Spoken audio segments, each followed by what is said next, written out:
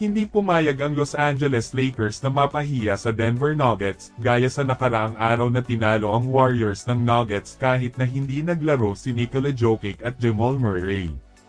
Ipinakita ng Lakers sa lahat kung gaano sila ngayon kalakas, kahit walang LeBron na naglalaro ay sapat na ito para kunin nila ang panalo, walang patawad sa Denver Nuggets na tinalo nila ito sa score na 120 at 108.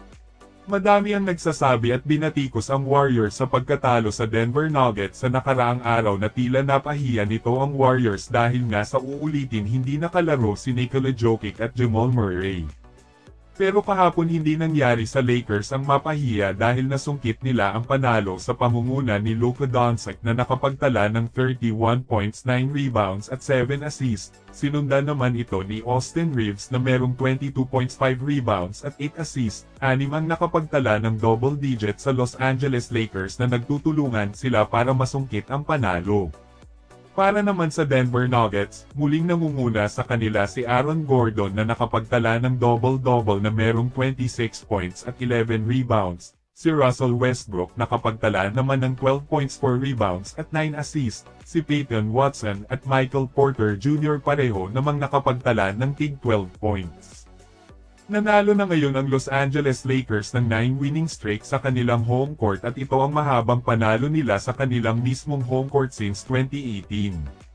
Tinalo naman ng Phoenix Suns ang Chicago Bulls sa score na 127 at 121. Nanguna sa Phoenix Suns itong si Devin Booker na sumabog para sa 20 points sa fourth quarter at nagtapos siya sa kabuuan ng 41 points. Gayunpaman si Kevin Durant ay naging maganda din ang kanyang laro na nakapagtala ng 26 points, 4 rebounds at 8 assists na dinala nila ang koponan sa ika-10 na pwesto sa Western Conference standing. Samantala marami pa rin ang hindi kumbinsido sa Big 3 ng Phoenix Suns na maging kampyon sa season na ito dahil nga nasa ilang ulit na sila para sa kanilang lakas na binuo pero hindi pa rin nangingibabaw sa lahat. Si Kevin Durant nagmula noon sa Oklahoma City Thunder na kung saan nagsimula siya na may magandang senyales para maging isang superstar na manlalaro, at sa kanyang karera sa NBA nakasungkit na siya ng 2 kampyonato na magkasunod na siya pa ang itinanghal na Finals MVP. Simula noong pumasok si Kevin Durant sa super team noon ng Warriors ay talaga namang sila ang naghahari para sa lahat.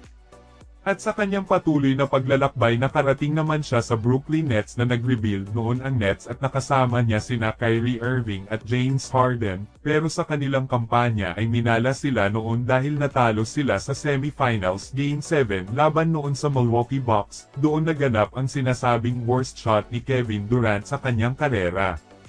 Sa isang 3-point shot okay na sana at nakuha niya ng husto pero sa halip na 3 points yun, biglang naging 2 puntos na lang dahil sa hindi inaasahan na apakan ni Kevin Durant ang line, naging pinakamasama ang tawag nila dahil nga semifinals yun at Game 7 pa, na kapag nagkataon na 3 points yun ay may pagkakataon pa sana sila na maging champion noong 2020 hanggang 2021 NBA season.